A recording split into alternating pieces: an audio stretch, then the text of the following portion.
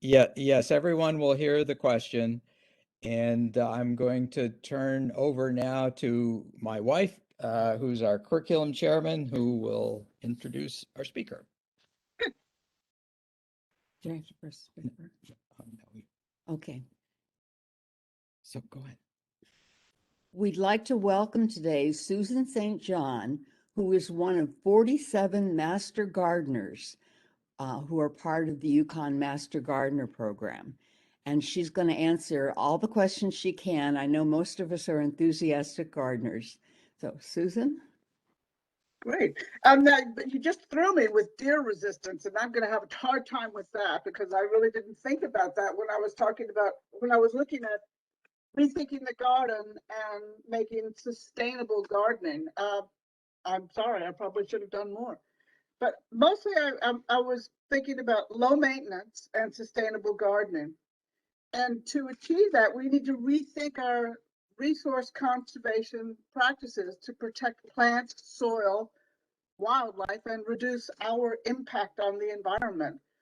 Human beings have a great effect on the environment, but we need to think of ourselves more as part of a larger equation.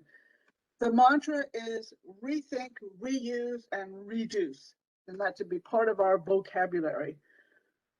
Goals and benefits of a sustainable garden should be to limit the spread of invasive species, reduce excess waste in the landfill, and minimize water usage. The key is to create a healthy landscape that is vigorous enough by itself to resist pests and disease. We need to create a healthy environment.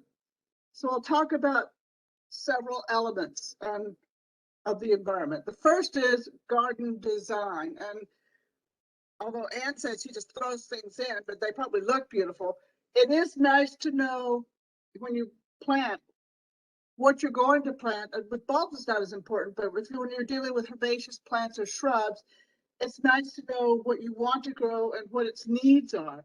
Shade-loving plants should be in the shades of taller trees or a building. Sun-loving plants obviously need to be in sunny areas. Up here, I live a block from the Merrimack River, and I get a ton of wind, so I have to think about wind exposure. And then there are also microclimates, which I'm sure in a large property you have microclimates. The other mantra is right plant, right place. Now, if good soil and space is limited, maybe consider planting in a raised bed. That could work for you. Plants that need a lot of water should be planted in moist areas of your garden where they can stay healthy with minimal care. One of the most important parts about sustainable gardening is composting. It's the key to a good garden. If you're unsure of the quality of your soil, Yukon has soil kits which will help you.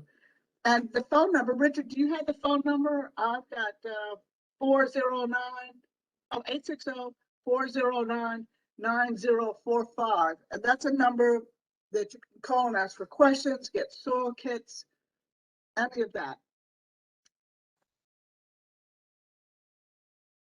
You want in soil is what's called friability, the crumbliness of soil where it can stick together but not clay-like, so it's crumbly.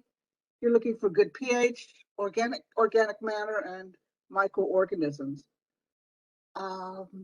Compost your waste. Anything but dairy and meat can go into your compost. Dead leaves and grass clippings can go into your compost. Not only will it feed your Want to get that camera on. What? Did somebody have a question?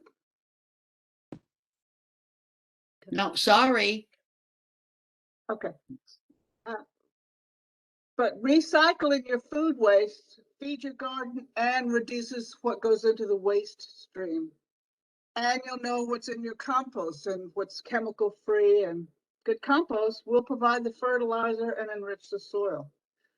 Something I am not very good at, but it's part of sustainable gardening, so I'll mention it: saving your seeds. When your flowers and fruits have matured, they'll produce a seed. Store them in a cool, dry place and plant them in the following spring. Sorry about my dog. And when you plant, know your plants. Know what you can read them on the tag. Know what your plant, know how big your plant's going to get. It's best to plant a plant with space and light in mind than to throw in a plant and immediately have to move it. There's something called the 1/2 rule. You figure out the ultimate size of the plant and figure it's going to grow about half of that in your lifetime. So you can leave it there. Look for plants that are long-lived and so that they don't have to move but can get nicely established. And make sure that they have, where you intend to plant, they have the space, the air circulation, and the light specifically for those plants. Okay, so save your seeds, compost, know your plants. The next most critical part is native plants. And these are plants that grow naturally here. They're easier to grow in their environment and easier to sustain. They're adapted to the rainfall, the soil, the climate, and require less effort and less waste and less water to maintain and grow. Native plants will filter impurities from the water, offer diversity, and provide food for habitat and wildlife. In addition, the food that they provide, the wildlife can survive on it. A lot of people will bring in plants that are not native and the wildlife will eat them, but it doesn't provide the nutrients that native plants do, which is important. Make a plant list. Spend the time to analyze your garden space and what kind of sun, water, and air circulation requirements you need. Be realistic. Okay? Some plants that'll fit in almost any landscape. Can I mention these? Some shrubs? Do you want to hear some? No? Yes? A fabulous shrub that's drought resistant, pest tolerant, and needs little of anything is Abelia, glossy Abelia. Butterfly bushes, very easy. They're kind of messy, but they're very easy. A shrub that I just got last year and I love is the American beauty bush. It has these tiny little purple berries in the fall that are great. Winterberry, the birds love winterberry. After it loses its leaves and the berries freeze, then the birds will eat them because they turn to mush after they freeze. Summer sweet cleffer, incredibly fragrant, incredibly tough, incredibly pest resistant. The knockout roses are pretty much replacing tea roses in the garden because tea roses require a lot of care, pest management and water. But the knockout roses have been very successful. Something called little leaf lilac. It's got a pink bloom. It prefers moist but well-drained soil. It goes in full sun or partial shade. Viburnums. It runs a list of viburnums. Korean spice bush, linden, American cranberry bush viburnums. All the viburnums do very, very well in Connecticut. Serviceberry, leucothoe. One of my favorites, Father Gila or Father Gila. I'm not sure how you pronounce it. I think it's Father Gila. Holly, inkberry, and of course azalea and rhododendrons do really, really well. Hydrangea. One of my favorites is a Deutzia.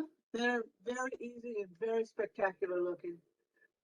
Susan, could you tell us which ones are evergreen that you've been mentioning? I think a few are, but could you go back and say evergreen ones or that, keep their leaves in the winter? I think the holly is the only one, isn't it? I don't think any of them are evergreen. Inkberry. Didn't you mention inkberry? I mentioned inkberry, yeah. That'll keep its leaves. And the holly, those are the only two. Otherwise, all the others are deciduous. Okay? I didn't think about that. All right. I don't think Cotoneaster even keeps its leaves. I think they drop off too. So those are your shrubs. Trees. Are you interested in trees? The Eastern Redbud, which is just looking gorgeous right now. The flowering dogwood this year is spectacular. Crabapple, red maple, Eastern red cedar, and they'll keep their needles. and then ironwood, hackberry, and my favorite tree of all is a Japanese Stewardia. It's a great 4-season tree. Its bark is as pretty as anything else. And I'm going to mention some herbaceous plants. And one thing that's important, and you can read these on the tags of the plants or get a chart. I got a chart from NatureWorks. It's about successive bloom, and that's what it's called. It's a plant that the book is called Succession of Bloom in the Perennial Garden, and it's sold at NatureWorks. Nancy DeBrule Clemente. I must have got it at one of the conferences. But so you could, so you won't have spaces. And I find that a lot of people plant stuff. It's like all the creeping phlox, and then when that dies, there's nothing in the garden. So it's nice to have things come when other things die. But yarrow is a great plant. Japanese anemone, the native butterfly weed, Asclepias tuberosa, achillea, in the fall, asters, coreopsis, coneflower, Joe Pye weed, although that gets really tall, Cranesbill, the perennial geranium, bee balm, catmint, nipetta, black-eyed Susan, autumn joy, and goldenrod. That's solidago. That does not cause hay fever. That's ragweed that causes hay fever. Obviously, daylilies, lupin, globe thistle. And then there's some annuals that will add color and attract pollinators. Cosmos, dahlias, heliotrope, lantana, salvia, verbena. I don't know, my verbena is just blooming this week, today. Zinnias. They all look great. Another element in the garden that we should think about that has a long life are native grasses. Carl Forster is a nice one. It gets quite big. Got big blue stem and little blue stem. And switch grasses. And then I don't know if you all know Hakone, Hakone. It's not native, but it's really well behaved. It's bright yellow, it's low, it's bright yellow, and it looks really good in a shady corner of the garden. Okay, so we've talked about compost, we've talked about plants, knowing your plants, knowing it, following a succession of bloom so you don't have voids in your garden. One of the other parts about being a sustainable gardener is thinking about wildlife, attracting wildlife. Pollinators prefer flat top flowers or clustered flowers to perch. Bees prefer white, pink, yellow, and red flowers. And particularly attracted to insects are coneflowers and yarrow and Queen Anne's lace. I don't know if any of us particularly want Queen Anne's lace in our gardens, but it's nice. There was a great bee story about a man. Susan? Yes. Queen Anne's lace is so beautiful. I was a cake decorator as my second of three Careers. professions. And I used to stop by the side of the road and always cut Queen that Anne's flower. And I used to use them on wedding cakes. They are so lacy and so beautiful. As long as you bury the stems in some frosting that nobody's going to eat them. I They're agree with you. They're so wonderful. beautiful. I don't know if I want them in my garden though. They do take over. You know, they're in the carrot family, They're right? carrot family, yes. But isn't there a plant that looks very much like a Queen Anne's lace, which is toxic? Yes, there is, which is not particularly good for the wildlife. Yes, there is, and I can't remember the name of it. I haven't thought about it in a couple of years. I can look it up, but you're right. But I avoided that one since people were going to eat the cake underneath. that's hysterical. That's but it's so beautiful, isn't it? Yeah. Okay, so where are we? Okay, but we're talking about pollinators. Oh, I was talking about. I don't know if you remember the story in New Jersey, the beekeeper who was concerned because all of his bees were coming back red. And it turns out that within 10 miles of his house, there was a plant that made maraschino cherries, and the bees were somehow getting in the syrup, soaking up the syrup and bringing the syrup back to the hive, and they all turned red. I have another story about being a cake decorator. I have a licensed home business, Uh-huh. and I used to get my maraschino cherries in huge jars from the baker's supply. And this one day, my husband heard me scream, and he came downstairs, and all he saw was red. I had dropped one of those huge containers of maraschino cherries. He thought I was dying. Red But I was and- mad. I was Oh, mad that's because the maraschino cherries were expensive, and I used them in cherry nut rum cakes, which is my favorite. And you were sticky everywhere, right? Oh, that's funny. That's a great story. But not only are the bees and the other insects, but the birds. And it's fun to see which birds are coming and when. Like the Orioles will like to go way in the top of the tree and eat the new sprouts. House wrens will set up their nests. I'm hearing them now. And then a lot of them feed larvae to their young, and then insects as they get older. And then you've got swallows. Have you been watching the ballet of the swallows? They feed in the air. They eat the insects in the air, and they eat thousands of insects in a lifetime. They nest in holes or old trees or in shrubs, which is another reason why it's nice to leave some kind of habitat for them. I used to work at Mass Audubon, and we called old tree stumps restaurants and hotels because they provided food for animals and housing for other animals. I thought it was nice. But both insects and birds need water, so they need a source of water. You have to make sure they have some kind of fresh water. And then if you're lucky, an ant probably has this on a big place, turtles and snakes and amphibians consume tons of insects and other things. You're lucky if you have any. Bats. I don't know if any of you are lucky enough to have bats. They're really having a hard time now. But they eat thousands of insects in a lifetime. They're severely threatened. Okay, so we've talked about our gardens, we've talked about our compost, talked about attracting wildlife. Let's talk about water. The goal for a sustainable garden is high tolerance of lack of water and low water use. So avoid misusing water. At the best of times, don't water every day, but maybe a deep watering 2 or 3 times a week. Your plants will be healthier, the roots will go deeper, and it's better for everybody all around. If you have a rain barrel or some buckets outside to collect water, that's a good way to conserve water.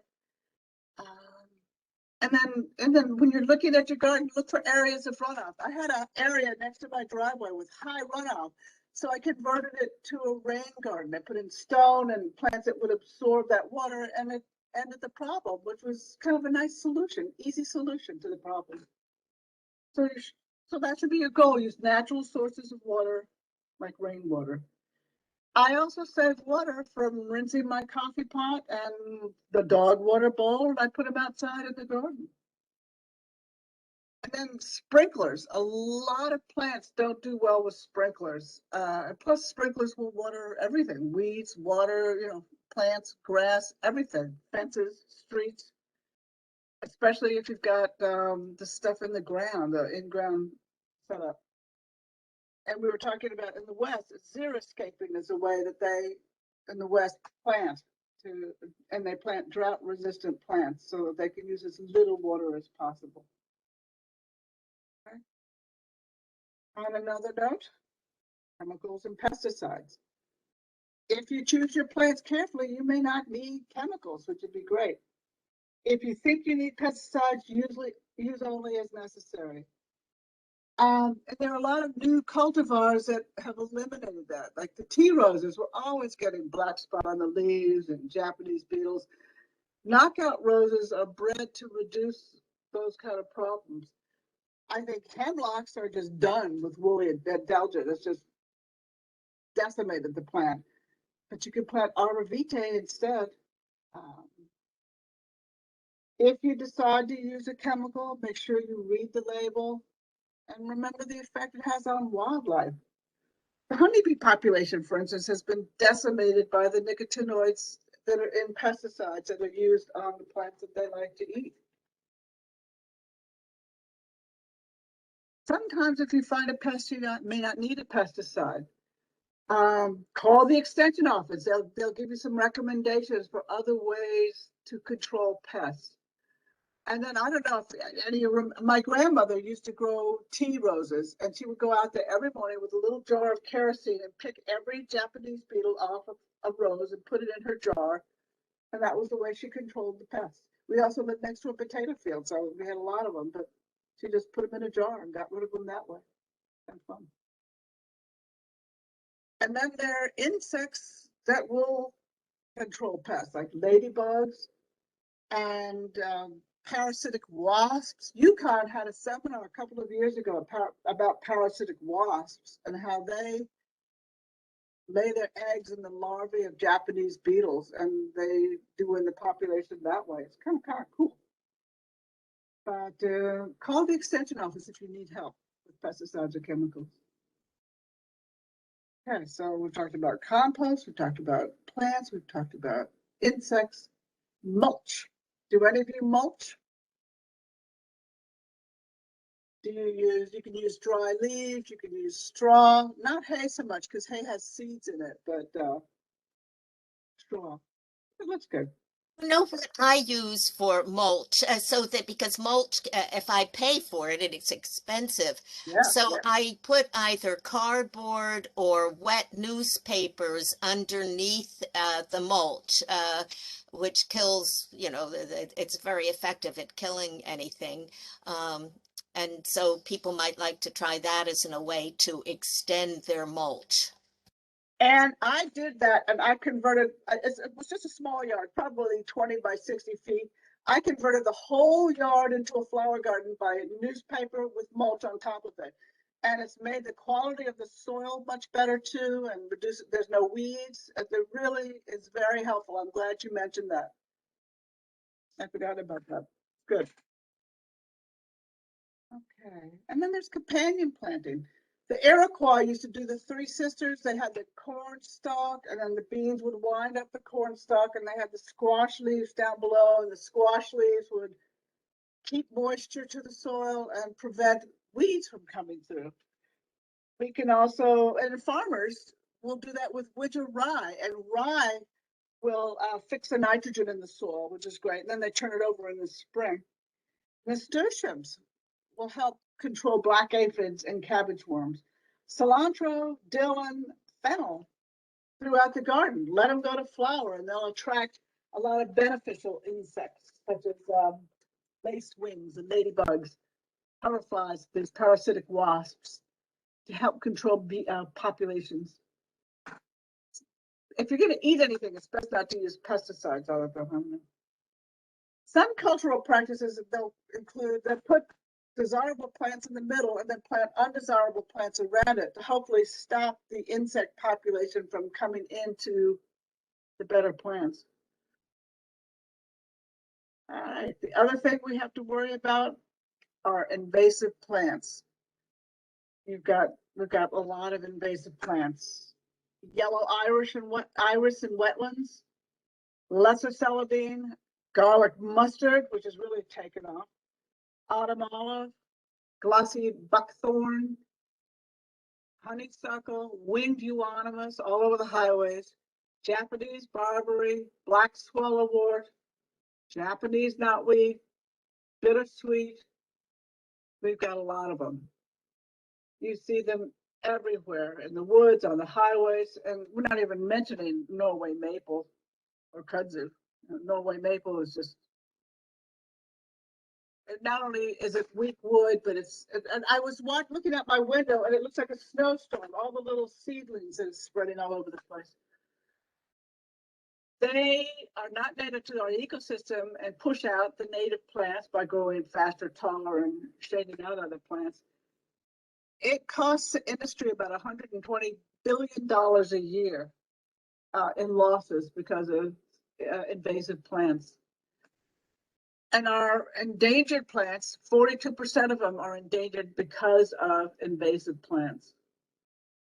They produce seed, but the seed doesn't necessarily take care of the wildlife. It's just tough. And I don't know how we're ever going to get rid of them, not with international travel and everything else.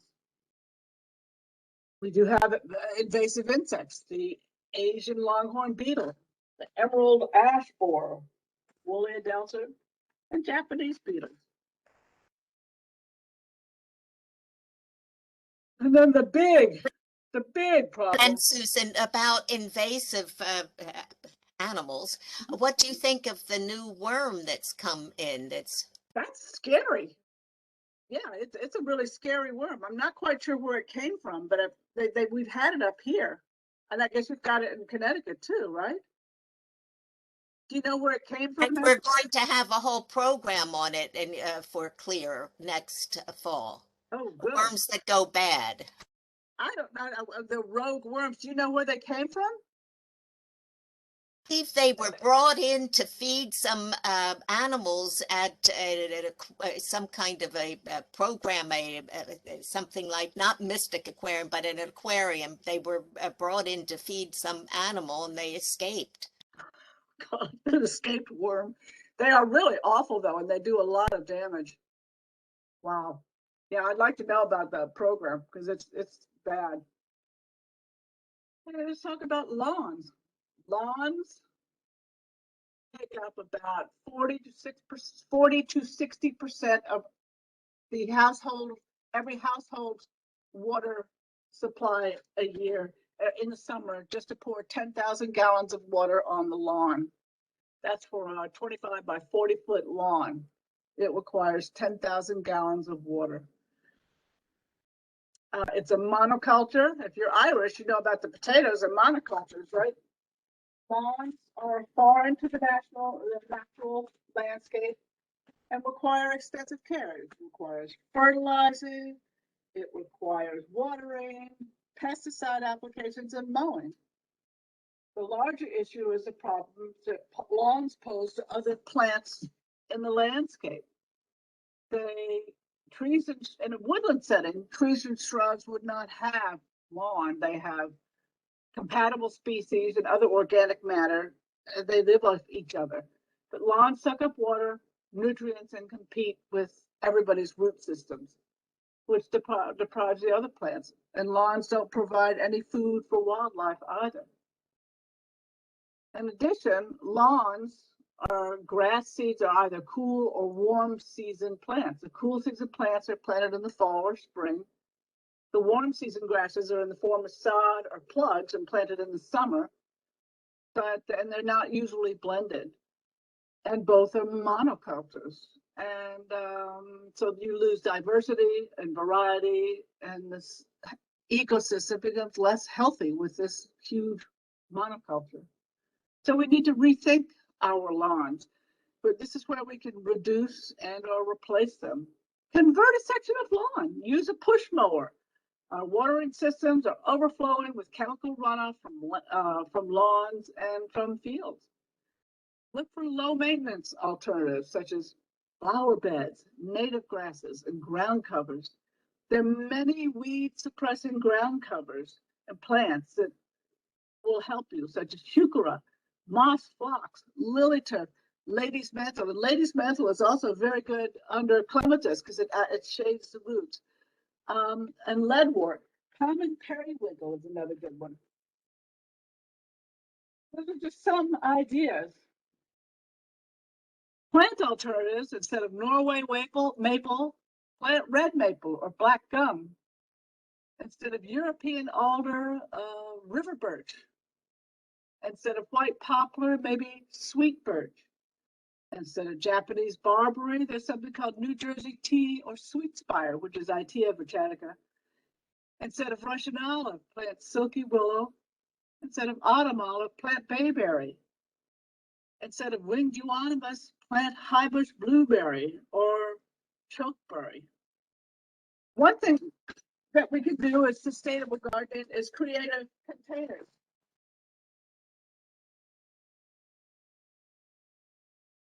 And to buy a new plastic container, I just used it was a tomato can, and I just planted my dianthus in the tomato can. Boxes, other food tins, colanders, old pans. They make great planters. Potting soil sacks can be good for root vegetables. Untreated wood can be used for pots or say for insects. So it's time to think outside the box. Basically, in summary, visit your garden every day or look out the window. Look for diseases and pests. Be kind to your soil. Add organic matter. Healthy soil equals healthy plants. Don't overwater. Water deeply and wisely at the base of the plant. Site your plants, whether it's sun or shade. Make a map of your garden. Mulch the beds. Buy the best tools you can afford and keep the knife sharpened, the blade sharpened. Keep your garden clean and plant for pollinators. Garden as if the environment mattered. There's lots of good literature. Doug Tallamy, Bringing Nature Home, and Pete Udolph, Growing a Wild Garden. These are all good books. I got this at the last Master Gardener show. Grow more with less. Sustainable gardening methods. There are lots of places. I don't know what the name of the place is. It's down on the shore. Pollinator garden. I don't know if you want me to send you, Dick, if you want me to send you plants that are good for pollinators. You all have these, right? Or do you want me to attach it as a document and send it to you? Yes, why don't you do that? And anybody who would like a copy, put your email into the chat and then I'll make copies and send it out to you. And oh, here it is. The other place that has some very, very, very good information is right here. Actually, I'm gonna send you this too. It's a sustainable residential landscaping plan. So if you're designing with sun and shade on various sides of the house, if you guys are interested in that, I'll send it to you. Would you have some interest in that? Yeah, sure. Send that too. And I'll send that out to anybody who gives me their email address in the chat. And the Succession of Bloom, you can just get that at Nature Works. I'm assuming that's still in business because this is kind of old. But I can send this to you too. Oh, I don't know. Does anybody have any other questions, or was this okay? Is this sort of what you wanted? Sure, that was very good, I think. I still didn't answer Ann's question about the deer. I must say, I guess if you go on to the internet, you can find, but it's still good to get, I think recommendations from somebody who's dealt with something personally are very good.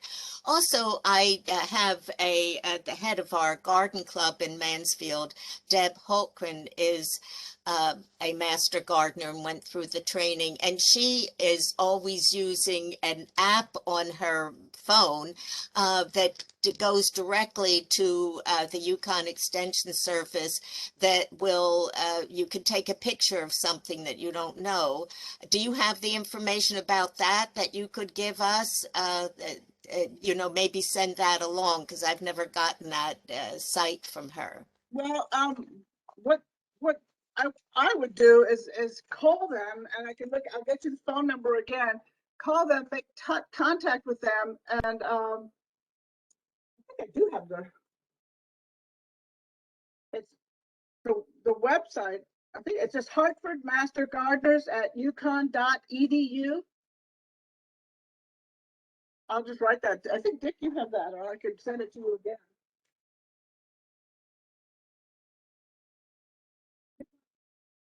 .com.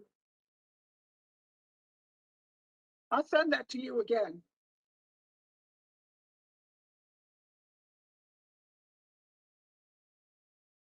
It's in Farmington. You can send pictures, you're right. You can call, send pictures.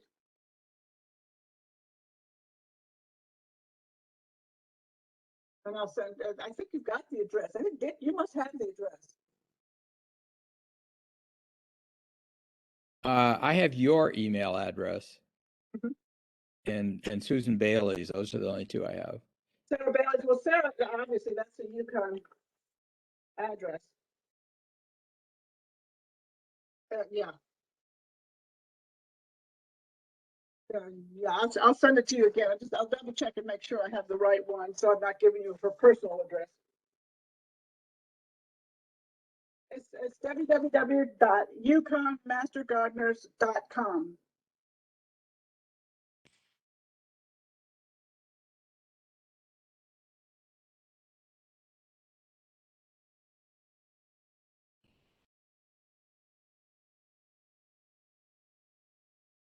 I hope I answered some of the questions that you had, or that what your expectations were. Sure. Does anybody have any other questions they would like to ask Susan?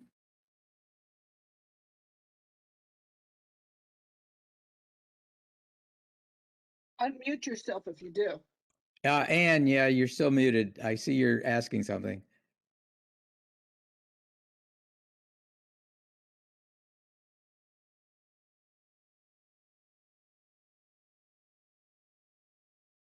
Explain how you become a master gardener, because it's really quite an achievement. It is, it's big. They start taking applications in the winter, and I believe it's through Sarah Bailey. She's well, Manchester may have a different coordinator, but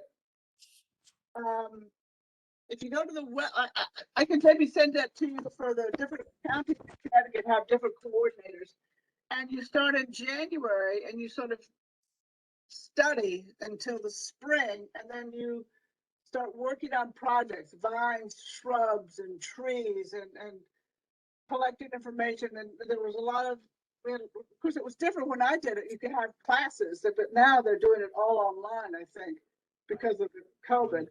In the trash.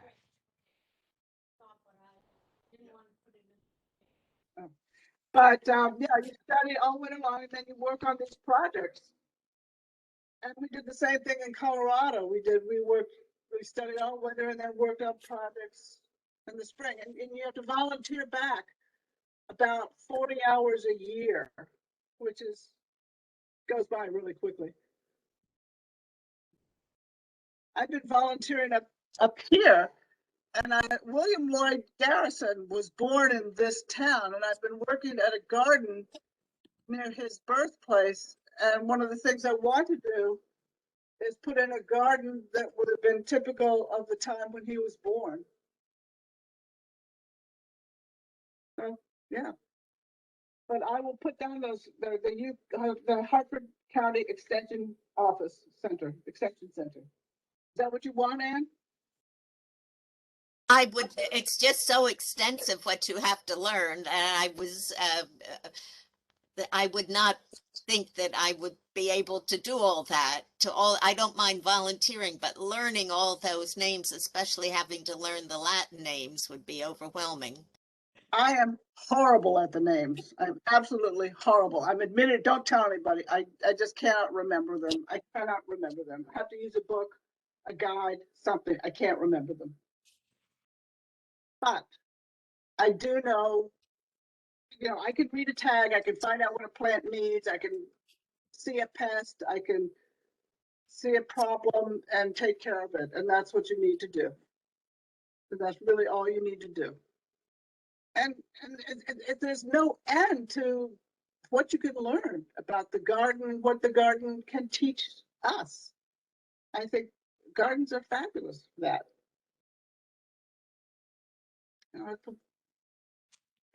I don't think you have to learn all the Latin. I think that, but there are plenty of people who know all the Latin, but they don't know how to apply it.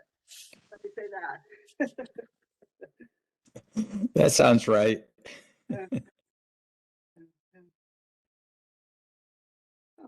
Well, if there are no more questions, I thank you, Susan, very much for a very interesting presentation.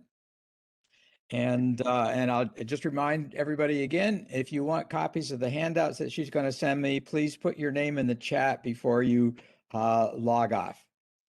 Thank you very Thank you, much. Richard. I hope that this wasn't too short. I mean, I just, it's just, it was sustainable gardening, and that's what I tried to stick to.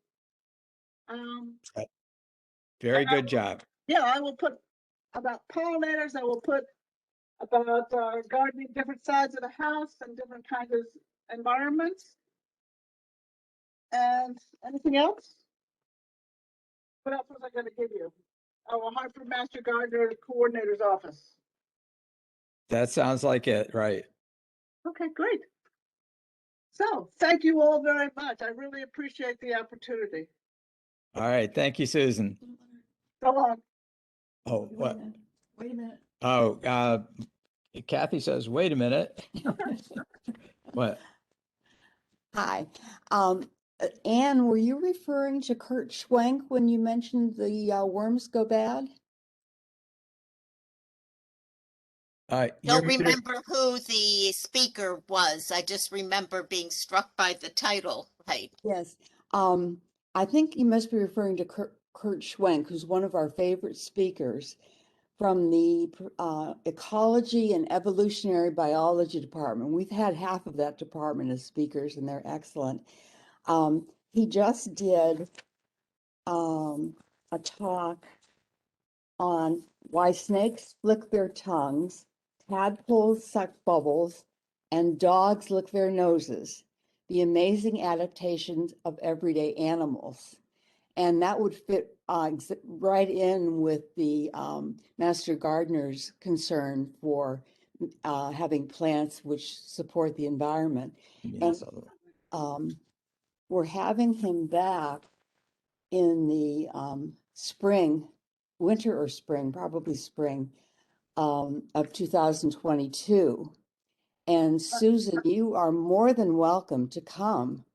We Please have keep me on your list. I would love to come. That sounds okay. really What good. you need to do, what you all need to do, is go to clear .uconn.edu. And we are also under the extension program as is Master Gardeners. And you can register there. It's about $25 to $30 a term. And you get between 18 and 24 classes. It's like $1 a class. And it's a wonderful opportunity for lifelong learning. So if you want to spread the news among your fellow Master Gardeners, that would be great. And we're sister programs. I had never heard of Clear before, so I. Yeah, it's the Center for Learning in Retirement under extension. And we're the ones who recruited the Master Gardeners, and we're very glad to have you here. Well, But you're more than welcome to come to a session or two just to try us out. I would love to. And this fall, we are going, if all stays well, we are going back to in person. We'll have a couple people on video, one person from Italy, but we have 16 people who are coming back, and their topics are wonderful. Some of the people we're having back because they did excellent lectures on video, but our members being older, not all of them were able to access it. We'd surely love to have Master Gardeners back again, but come see us. We meet in the Vernon Cottage behind on the Depot campus, which is the old Mansfield Training School, if you place that. And we meet on Tuesdays, Wednesdays, and Thursdays between 1:15 and 2:45. This is great. As I said, It's a wonderful program. opening all new doors for me. Thank you very much. Oh, you're very welcome. And thank you so much for your excellent presentation today. I hope it was okay. I'm very nervous because I've never done this before. But this Well, was, I really enjoyed it. And I hope I stuck to what you wanted. And the sustainability really, I think it's very critical in this day and age with runoff. And as I said, I live a block from the Merrimack River, which is a cesspool with runoff. And it's just, you know, Yeah. it's got to be controlled. And it's Yeah. not. I have one more question. As I told you, we don't garden on a great, like Ann does. But we live at Glen Ridge, which is a senior community, and we've been putting in some, pansies, and we have irises that are about to bloom. And we have 6 window boxes that we put on our deck. And we bought what I thought was just a really pretty, unusual plant. It was light pink and darker pink in the same bloom. And as I've noticed it grow, I realize it's a phlox. Oh, how pretty. And I want to plant it. We've planted lilac and what did Cynthia give us? Bleeding heart. Bleeding heart, lilac and bleeding heart. And I want to make a third little plot, which my husband will have to dig, or my son, for the phlox. And it's now taken over about this much, about half of the window box. When would you suggest transplanting it to the garden and into the grass in back of our house? I think I would wait until the fall. Okay. After its growing season, because it's right in the middle of growing right now, and I think I would wait until the fall when it's not in full bloom. Okay, thank you so much. I've been watching it grow, and it's blooming constantly. I'm really happy with it. Oh, how nice! That sounds really pretty. It is gorgeous, absolutely gorgeous. And I didn't know what it was. And I saw it's spreading. It's not a creeping phlox. It's a upright phlox. No, it's a creeping phlox. It's about 4 or 5 inches tall, and it's just, as I said, it's creeping over to the other annuals that we planted. So I'm just delighted with it. Well, the nursery centers are selling creeping phlox right now. So as long as you can keep it moist enough to get rooted, why don't you do it right now? As long as it's not getting burned out by the sun, you can do it right now. Should we do it now, or should we wait till the fall? I think I would do it. Do it now. Do it now. Do But it just now. make sure it stays moist. Okay, good. Thank you. Good. Oh, that sounds really pretty. It is. It's just about to finish its blooming, right? It's bloom, right? And it's gonna. It's in full bloom right now as of this morning. It's just gorgeous. It's such a happy plant. Yes. Yeah, we had phlox when we lived in Wellington and had 2 acres, and it would bloom underneath the oak trees. And I would try to weed it, but it was we had a lot of, with all the trees, and we had a lot of weeds back in the day. It didn't It want was to get just gorgeous. Yeah. Well, they've done some really interesting work with phlox and disease resistance and mildew resistance. So I think that phlox has been a very successful plant. Great. Well, we'll have you or someone from the Master Gardeners back again next spring. Please, I hope I was okay for you, and thank you so much for giving me the chance. I'm going to make a copy of those things and send them to you right now, Dick, and All right. so you can distribute them. Okay. Terrific. Have a Thank you day. so much, Thank you Susan. both. Bye-bye now. Bye. Bye.